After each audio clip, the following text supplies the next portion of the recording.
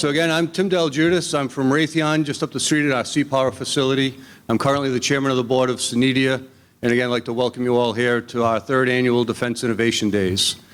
SENEDIA, as many of you know, I think a lot of you are members, or some may not be. SENEDIA was born in around 2002 as the community in this region was organizing for the 2005 BRAC, working together with industry, with government, with congressional leaders, found that the process worked really well for an opportunity for all of us to collaborate on a regular basis, got to know each other so that on the days that we're competing for things, we were able to do it as friends. And we were able to go in, we'd fight hard for our companies, fight for those contracts, but at the end of the day, our friendships sustained, and we were able to continue to build on those relationships and grow the industry as we did here in the Southeastern New England region. So here we are now, many years later. The organization has grown from a small, all-volunteer group to a tremendous staff led by Molly McGee, who's able to put on this fantastic event. So I think Molly's in the room. Molly, thank you for everything.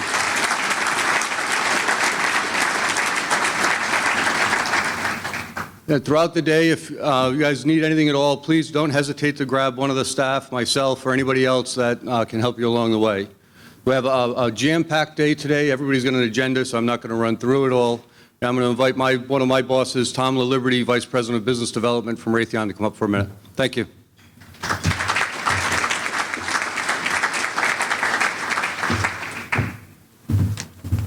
Just like to thank Tim for all he does for SENEDIA. What a great event that's been planned here for this week, and I'm really looking forward to a great couple of days with everyone. So on behalf of Raytheon, I'd like to thank Tim and the rest of SENEDIA for organizing this week's event, as well as thank all of you and all the participants for attending this great event and really devoting the time on the important issues of defense innovation for Southeastern New England, really contributing to a robust defense industry. Today I have the honor of introducing Patrick Murphy, the 32nd Undersecretary of the Army. Mr. Murphy's focuses on dynamic and efficient business operations, transforming the Army to be more innovative and responsive, expanding public-private partnerships, and aggressively utilizing social media to tell the Army story. Mr. Murphy, a third-generation veteran, was commissioned as a second lieutenant and later served in the U.S. Army Judge Advocate General Corps. He served 2 overseas deployments, one in Bosnia in 2002 and another in Iraq in 2003 and 4. He oversaw the justice system for 1.5 million Iraqis in south-central Baghdad. From 2007 through 2011, Mr. Murphy served as the first Iraq War veteran elected to the United States Congress, representing the 8th Congressional District of Pennsylvania. While in Congress, he served on the Armed Services, Intelligence, and Appropriations Committees. From 2011 through 2015, Mr. Murphy was a contributor and executive producer for an NBC show focused on national security policy and civil-military divide occurring with our all-volunteer force. We look forward to Mr. Murphy's remarks on the Army and how we as an industry can support these initiatives. Please join me in welcoming Undersecretary of the Army, Mr. Patrick Murphy. Thanks, Tom. Appreciate it, buddy. Thanks so much, Tom. I appreciate it. Good morning, everybody. How's everybody doing this morning? So I was here 3 years ago at the inaugural, or 2 years ago at the inaugural conference, and it's great. And I am one of the 390 Twitter followers of this. So if you follow him on Twitter, I appreciate it. Mine's at USA Murphy. But Tom, thanks for your leadership with Raytheon. We do appreciate your leadership and all the other sponsors here. I will tell you, I was here 2 years ago at the start. It's because I called Tim, who used to work for Jim Langevin, my former colleague in the House. But Jack Reed Senator Reed has always been a mentor of mine. When I was a professor at West Point, teaching constitutional law to the next generation of military leaders, Jack Reed was in the Senate and always took time to have our cadets go down there, intern in his office, but to be there and to be on campus and always present. And before I declared to run for the U.S. Congress in suburban Philadelphia, I met with Senator Reed and said, "Hey, sir, I want to follow your footsteps. I'm going to run Excedrin. I had just been back from Iraq, and he was always there for me. And he's been there every step of the way.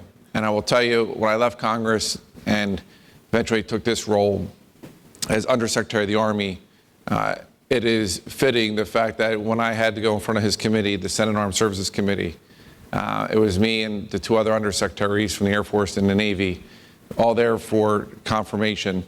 All three veterans, by the way, but it took 3 days for me to be confirmed because of Jack Reed's leadership. That is how well respected it is.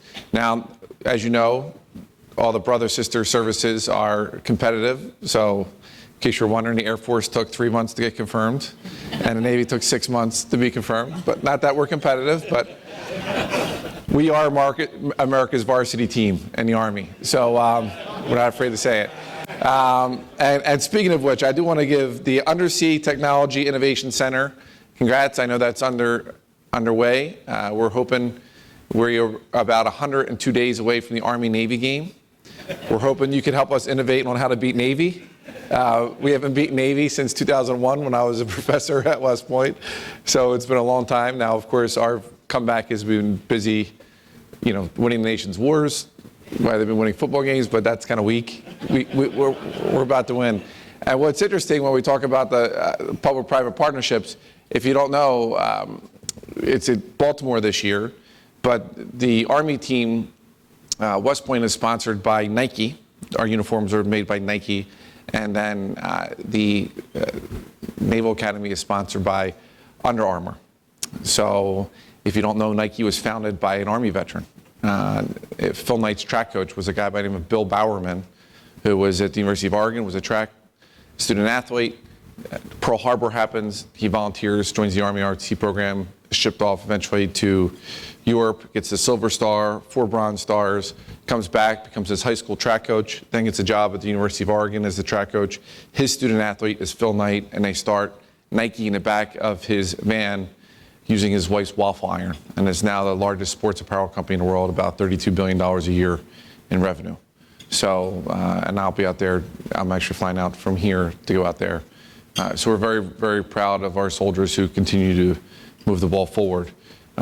But when I left the Congress after terms and I worked for NBC, I was here at this conference for several reasons. One, to cover, because I thought it was very interesting and what you're doing.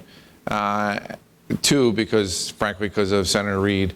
But 3 is to send a message. When you look at the defense industry here in Rhode Island and in New England specifically.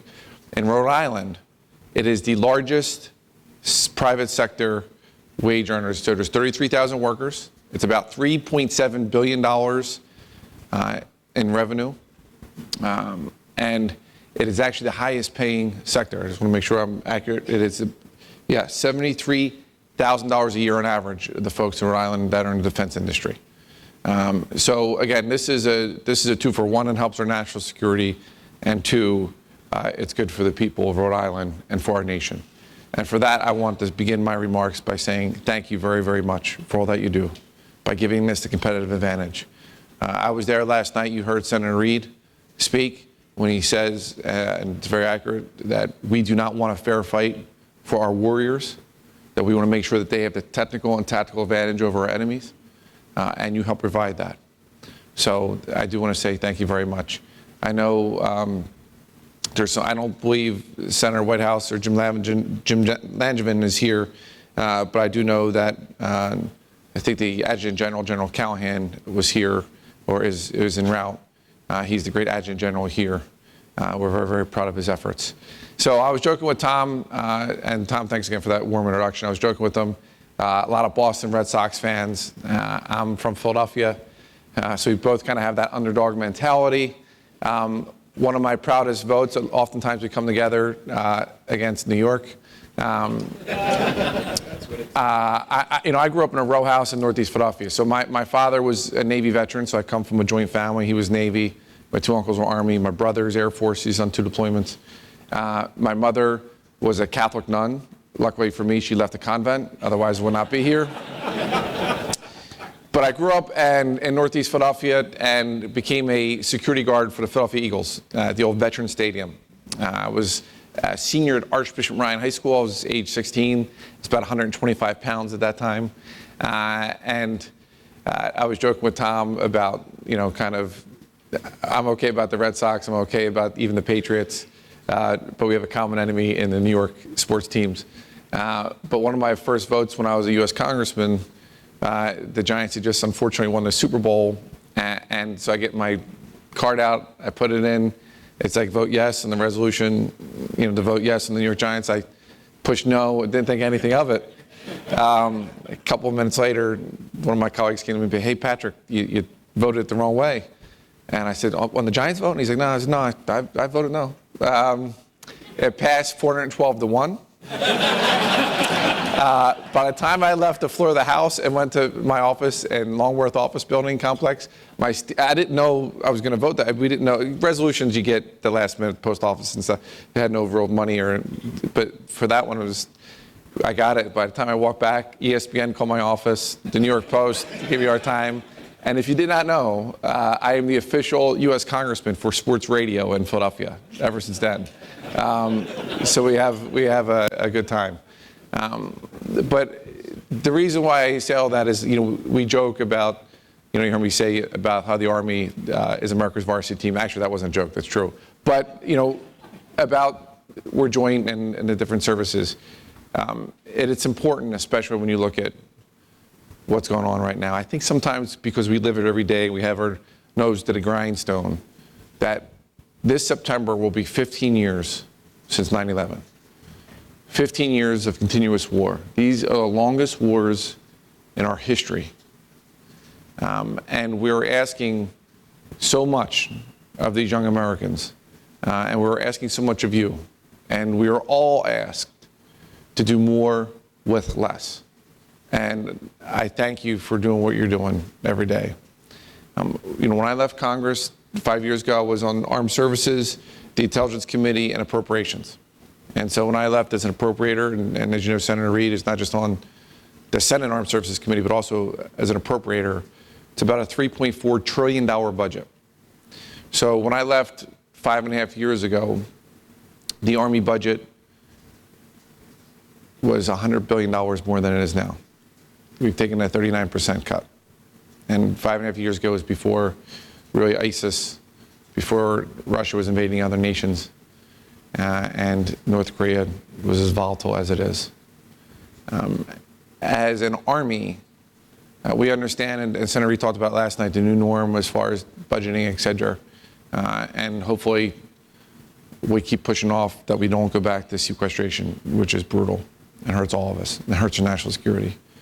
But when we do more with less in some of the things that we're doing, as an Army, the American soldier, there's 1,015,000 American soldiers, about 300,000 civilians as well on our team.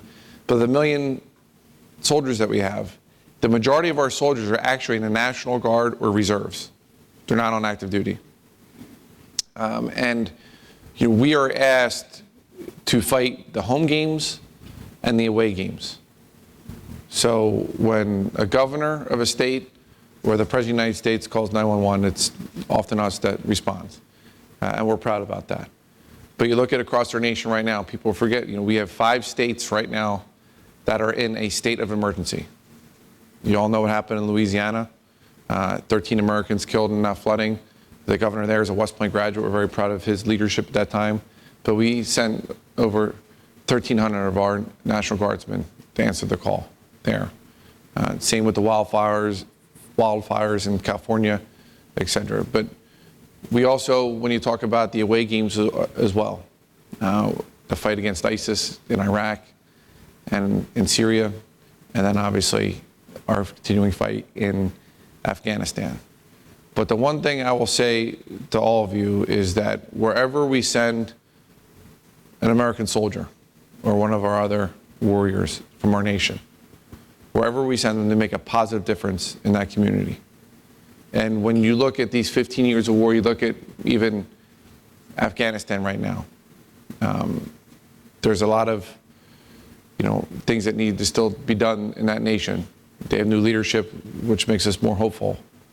But when you look at the ground, there's 5 million people now go to school that never went to school before.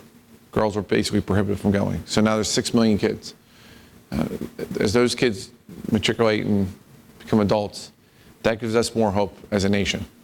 Because one of the hardest things when we were standing up the Afghan security forces was the fact that a lot of them couldn't read or write.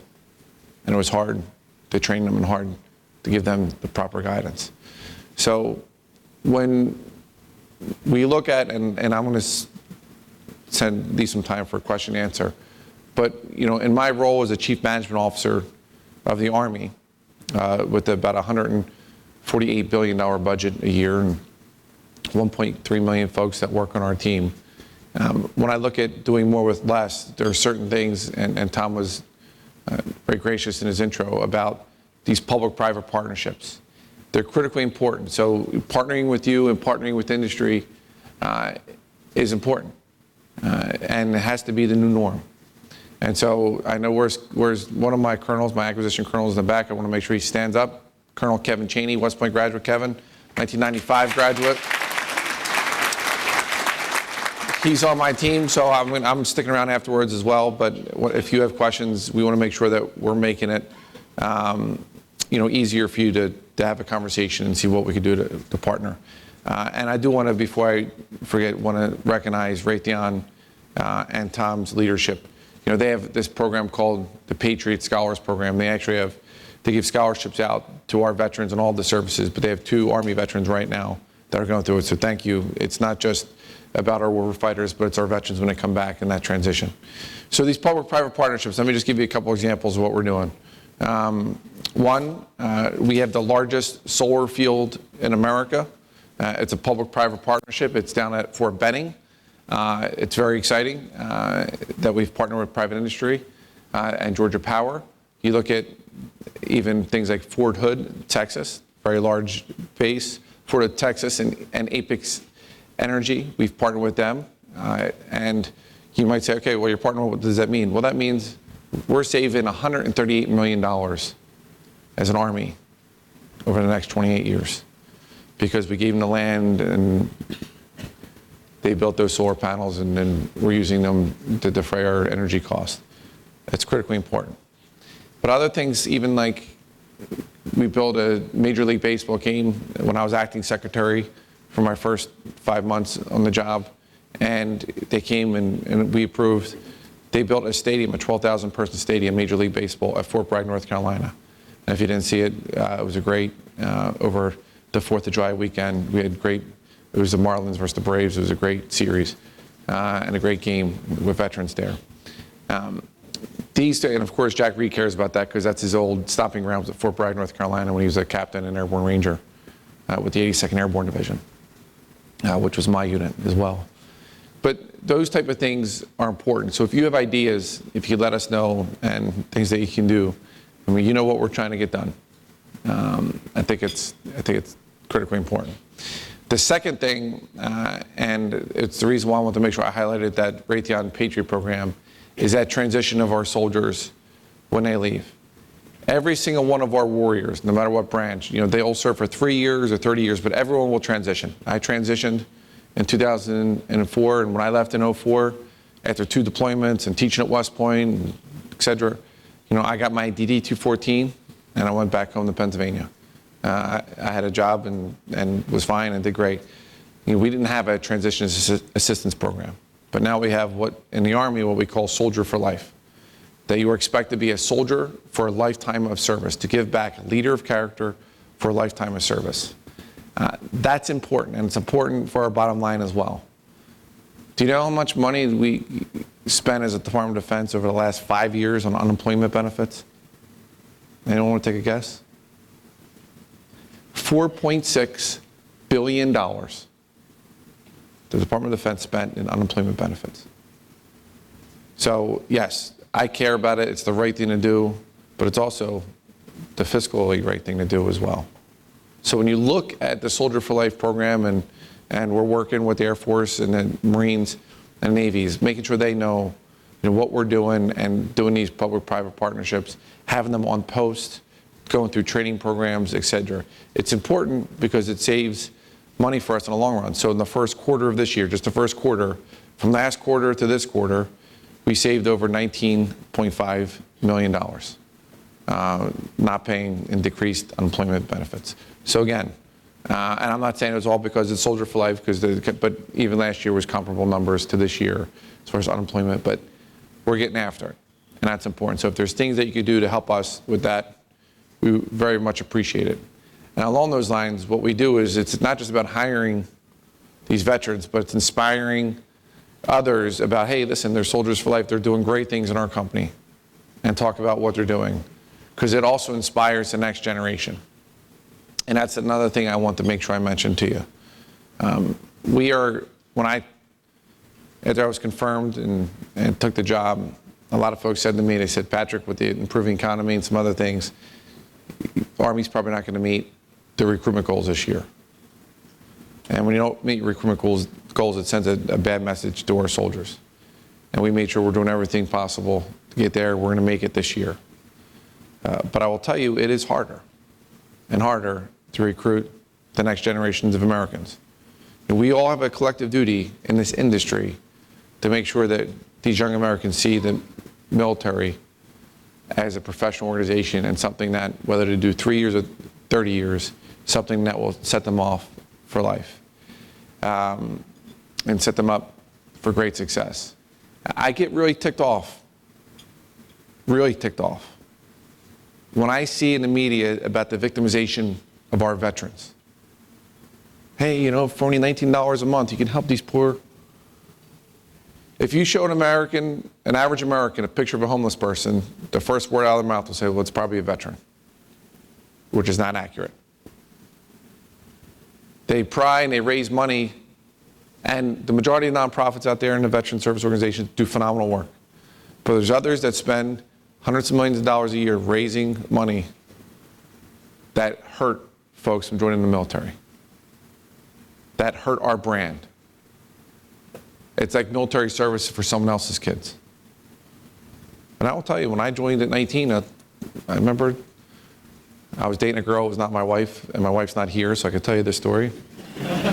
But her father said to me, I was home at her house, and her father said, Patrick, why would you join the Army?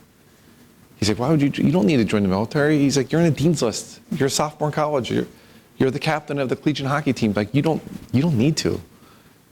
And I said, well, sir, I want to serve. And I had contracted before I had earned a scholarship. Because my father served, my uncle served, my two grandfathers served. And I will tell you, when you look at now in this generation, you know, millennials, and people want to put down millennials, but let me tell you, millennials want to be bigger, part of an organization that's bigger than themselves. They actually want to serve. They actually want to. And that's one of the reasons why we're meeting our recruitment goals. But I'll say one of the things that makes it harder is that about 1 in 4, 1 in 5 Americans can even come in the military right now. Because frankly, the obesity epidemic in our nation, where they can't meet the physical fitness standards. You look at, you know, it's not like it was decades ago where, you know, join the Army or go to jail. You know, if you commit a felony and you're convicted, we're not going to take you in. And these heroes who serve in our ranks, you know, they get drug tested. They're great Americans. They want to serve. And so we're doubling down as an organization, as an institution, on them. So when they go through basic training, they go to AIT, Advanced Individual Training. What they're doing is we partnered and we have this thing called Army University, where they're actually getting college credits when they're going through these things and specializing and making sure that, you know, if they're a truck driver, that they get their CDL license, or if they're a medic and they get that EMT license. We're making sure that it transfers easier from the front end and not just wait. So we start the Soldier for Life program not a week before they leave, 12 months before they leave. And if we know they're going to retire in 2 years, they start 24 months before. And we help them with their resume and do all these other things because it's the right thing to do. But if there's one message I would say to you out there, if you see out there that folks are trying to downplay the military or trying to do the whole victimization of our military, you let them know. You let them know these 5 facts. 1, veterans are more likely to be employed than non-veterans. 2, veterans on average make $10,000 a year than non-veterans in salary. 3, veterans are more likely to start a small business and for that small business to be successful than non-veterans. 4, veterans are more likely to vote in elections no matter what their political persuasion is. And 5, veterans are more active members in their community. They're more likely to be Little League coaches and pastors in their churches and Boy Scout troop leaders than non-veterans. The American veteran is a civic asset in our nation, and we need to start treating them that way. Now, I understand it's the most well-respected profession. I know I'm kind of speaking to the choir, not the congregation out there. But we all have a duty to make sure that we are sending the proper message and to highlight these great Americans that we all serve and that are serving for all of us. All right, last thing I want to mention as far as the business operations. I did joke with Tom, I don't know if you know, but so we have the Chairman of Joint Chiefs of Staff, General Dunford, who's from Boston. The 4-star general that leads our Army is General Mark Milley, who's from Boston. His Vice Chief of Staff is Dan Allen, who's from Maine, but a Red Sox fan. Our personnel guy, General McConville, is from Boston. So, you know, before when it was General O and McHugh, who were from New York, Boston has taken over. You know, we just lost General Rodriguez, who just retired. He's a Philly guy. Guy who runs special operations is Tony Thomas. He's a Philly guy. So, you know, Boston and Philly, if we combine arms here, we could really do some damage. ISIS won't stand a chance with us. But let me just say some of the business operations and things that you heard me talk about, public-private partnerships, but other things like the Every Dollar Counts program. These are initiatives that we're doing to make sure that we're saving and being good stewards of taxpayer dollars. It was frustrating when you serve an active duty and you see folks, you know, at the end of the fiscal year, September 30th is coming up, we're like, hey, we got to spend our money because if we don't spend it, we're going to lose it. That's not the right way to run an Army or be good stewards for taxpayer dollars. So we're looking at ways to making sure that people aren't harmed if they give money back, that they're not going to be harmed the next budget years. But other things like looking at, are we wasting money? Secretary Eric Fanning, Secretary of the Army, Eric Fanning is a great leader. He's been in and out of the Pentagon in various leadership roles for the last 20 years. You know, he got there as Secretary of the Army and he said, hey, you know, we're getting all these newspapers. They're barely being touched. We're even getting the Sunday New York Times over the weekend. He's like, should we really be getting newspapers? He said, if we need newspapers, you know, you can get it digitally and we'll do other things. He looked into it. We were spending $52,000 a year in newspaper subscriptions just within headquarters of the Army. So we cut, and I'm for newspapers. I used to be a newspaper delivery boy, like, you know, but we just saved $42,000 by cutting it 80% of the newspapers that we purchase right now. Little things like that go a long way. We're also starting a new program on innovation. We just had our 3rd Innovation Summit, where it was us in academia. We have the 4th Army Innovation Summit coming up in several months in the spring, where we're inviting private industry to go. So it's going to be us, academia, and private industry. We would love for you to be part of that. And that's, again, when you talk about innovation, you look at Fortune 500 companies.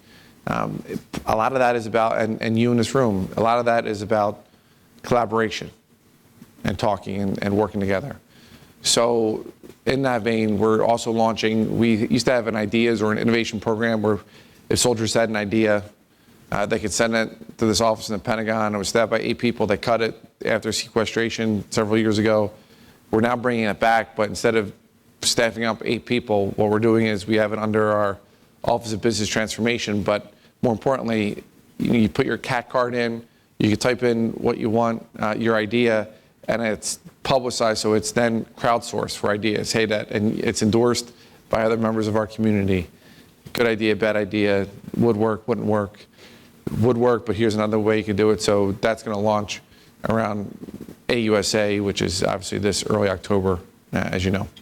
So I want to mention a couple of those programs that we're doing to really get after being good stewards of the dollars. And how about if I end it there and open it up for questions? I would love to answer some questions that you might have. So thank you very much for having me.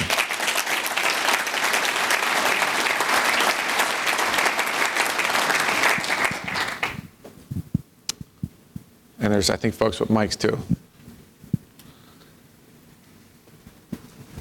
right here. And you have a question, sir? Sure. Would you mind just telling me your name and then what the question is? And Mike Mann, Naval Academy Class of 79. Looking forward to this year. My wife said to me, if we ever lose, isn't that really going to be heartbreaking? And I said, it's really going to be heartbreaking. The only thing I can think of worse is losing to Notre Dame. Yeah. But anyhow. Hey, Mike, can I just stop you? Because I didn't mention, I was at the Naval War College the other day, and we joke and stuff, but 18% of the students at the Naval War College are actually Army soldiers. I mean, it really is, Goldwater Nichols has come to fruition in that we're in a joint environment. But go ahead, I'm sorry. Sir. So you mentioned recruiting, obviously, in the context, I think, more of the enlisted folks. Mm-hmm. What about the college campuses and recruiting officers and getting officers to make the commitment to lead? Seems to me the undertow on the college campuses today is pretty anti-military. Are you seeing that? And where you sit, or is that just Fox News talking? Yeah, Mike, I would say college campuses are always interesting. When I was a professor at West Point, so again, I'm age 27, I'm a college professor teaching con law. So, in any military assignment, as you know, you get additional assigned duties. One of my additional assigned duties was to go interview law students who have applied for the Army JAG Corps as direct commissionees. So I will tell you, the day I went to Columbia University, there was a one-story high big stop sign, stop discrimination now, don't allow the Army here on post or on campus. And I went right up to the protester, I'm in my Class A's, and my bling bling, and I went right up to them and said, hey, listen, I appreciate it. And they were against the don't ask, don't tell policy and said, hey, I hear you, I teach constitutional law. One of the fundamental bedrocks of the Constitution is equality, no matter what your sexual orientation or race, et cetera. And I would say, if you have a problem with our policy, you should kind of talk to the Congress of the United States, because they passed this in 1993, and we just execute. Just like we don't choose what wars we fight in. It's the political leadership of our country. And they're like, and I said, yeah, I teach con law. I said, I agree with you. I think we should get rid of it. But, meaning repeal the don't ask, don't tell. I said, but I don't know why you're protesting us. You should be protesting the Congress and actually do something about it, because we can't change the law. And it was like the light bulb went off. I mean, it was part of that engagement. And they were like, God bless you, Captain Murphy. Like, it was like, it's like a come to Jesus moment, And then when I was in Congress, I authored the bill that repealed Don't Ask, Don't Tell. And we had hearings, and Senator Jack Reed was a great ally to do that. Because it made no sense. By the way, we kicked out 13,000 great Americans, not for misconduct, but just because they were gay. And it cost the American taxpayer, all of us, it cost us $1.2 billion. So what a waste of money. Including Arabic speakers and fighter pilots. But Secretary Ash Carter, his major initiative is called Force of the Future. You all know that. And part of that is the direct recruitment on campuses and making sure that we can hire some folks for certain specialties. So when we talk about cybersecurity, I know there's sessions on cybersecurity, and that was the panel that I moderated here 2 years ago. You look at that, and there's certain things that we're doing to make sure that we're getting the next force. And again, some of them is not just to join, to be a soldier. Sometimes it's to be a civilian and to do these type of things. So we are being much more aggressive than we ever have been. But I would disagree with you in that actually we are in more campuses than we've been in generations. So I taught last year at the University of Chicago, just for a quarter, so about 10 weeks. And they had not had ROTC on campus since World War I. And they now have ROTC back on campus. Now, it was a student-driven event. I happened to moderate the students. But when I was going through faculty orientation, I said, where's the ROTC building? And then when I met the chancellor, when I was going to orientation, I said, I know you all want to get the presidential library here at University of Chicago, because President Obama taught here, but don't you think you should have ROTC here since he's the commander-in-chief? And, if Fox News finds out about this won't be good for the school. You kind of push the digits a little bit, and the light bulb went up. They now have ROTC back on campus. So leadership is influencing people to do something they otherwise would not do. So the answer to your question is no, I don't think it's better now than it was 15 years ago. But that doesn't mean we're spiking the football and everything's great. There's a lot more work that we need to do. But thanks for your question. And go Army, beat Navy. Any other questions? Back there?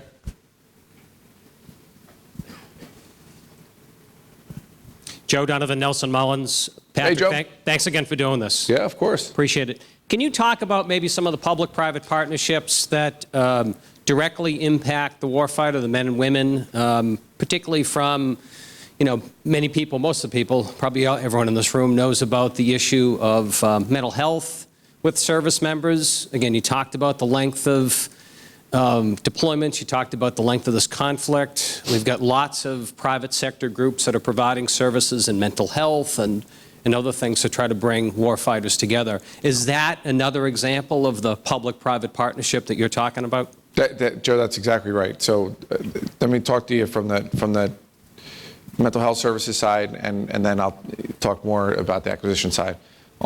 Frankly, on the behavioral health side, I read the reports every morning. I was up this morning reading my reports. We just lost another soldier yesterday at Schofield Barracks, Hawaii, to suicide. So last year we lost 301 soldiers and family members to suicide. In the veterans community, it's about 22 a day. And we have doubled down on mental health. We're trying to get rid of the stigma of mental health. Some of the folks, that it's okay, just like, we're all about physical fitness, and I'm out there PTing with soldiers, whether or not I was in Afghanistan, carrying them over my shoulder, doing stuff, or, I'll be working out with soldiers this afternoon at Nike in Oregon when we get into town there. I will tell you, the physical fitness is something, it's about readiness and being ready to fight tonight, but that includes mental readiness. And the stigma of going to somebody to get more healthy is important. So many initiatives that we double down on are what's called embedded behavioral health teams, where the soldiers congregate in a brigade level. We actually have soldiers and mental health professionals that are some are captains and majors, doctors, mental health professionals, and some are civilians, but right there where they are, so they can just go, after chow, they can stop in, or, after formation, they can go in and talk to somebody. We found that to be very successful, but also certain things, the hiring stuff, I've been working with Senator Reid on as far as certain qualifications. We want the best qualified folks, but sometimes if we don't have, if they're going for their master's degrees, and this is just a regular counselor, not a psychiatrist or psychologist, but a counselor, if they don't have their master's degrees, we can't hire them. And so we're trying to look at things that we can do to get more people in to be helping, our soldiers and their families, because it's critically important. On the acquisition side, I've testified 4 times during the posture hearings, which are budget hearings, and I talked about when we are doing more with less, and our number one priority is readiness and being ready to fight tonight. When we talk about acquisition systems, and I know you all deal with this every day, but I said, when we take such a haircut in our budgets, we have mortgaged our modernization programs in our Army and our installations to invest in readiness and in training for our soldiers, because we cannot put them in harm's way unless they are fully manned, trained, and equipped. But part of that, when we talk about modernization, certain things that I'm excited about is the, future vertical lift, making sure helicopters go twice as fast, twice as far, and some other things. But when you look at these, public-private partnerships, there's a lot more that we could be doing, and it's just being more collaborative. And when you look at that and you say, the new leadership team of General Milley and Eric Fanning, Katrina McFarland, who is our Assistant Secretary, and Frank Kendall, who I'm a huge fan of, who's going to be speaking later today, we're all trying to make it leaner and quicker. And in that regard, we have, as far as an Army, the regular acquisition process. We already have what's called the Rapid Equipping Force, which is really a commercial off-the-shelf systems that we could push out to warfighters. And then tomorrow, Secretary Fanning will be announcing a new initiative. He's going to do it tomorrow about 8:30 in front of Bloomberg. I'm not getting in front of the boss. It's publicly already been called the Rapid Capabilities Office. That's all I'm going to say, because I'm not going to get in trouble. I don't want to get fired en route to Oregon. But we're getting after it, and I think it's really important that if we could all partner together and do a little bit more, I think it's important. But I would say to you, remember, you have a new leadership team that's really being responsive, and we get we have a board of directors. It's called the United States Congress. And people like Jack Reed and John McCain are pushing us saying, Murphy, go faster, go, what more can we do? And so, when he says, hey, can you come up for this event? Hey, sir, I'm there. And I think that's the kind of relationship and the trust that we have in working together for here on out. So, listen, I think my time is up. I know someone's going to introduce Secretary Tom Aiken, who's a great American. I'm a big fan of him, and I'm going to sit for his remarks in a little bit. But I do want to thank you. I'm going to sit and listen to him for a little bit, and I'll be in the back before I have to take off. But I want to say thank you for all that you do. And, if you ever want to come down to the Pentagon to visit, make sure you stop by our office. We would love to see you. And in Baltimore in 102 days, go Army, beat Navy. Thanks.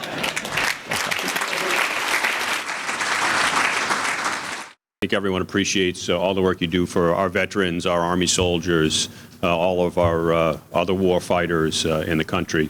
And this coin is a small token of SENEDIA's appreciation, and I hope it serves as a reminder of their commitment to private-public partnerships. Absolutely. Thanks, Tom. Appreciate it. Thank you.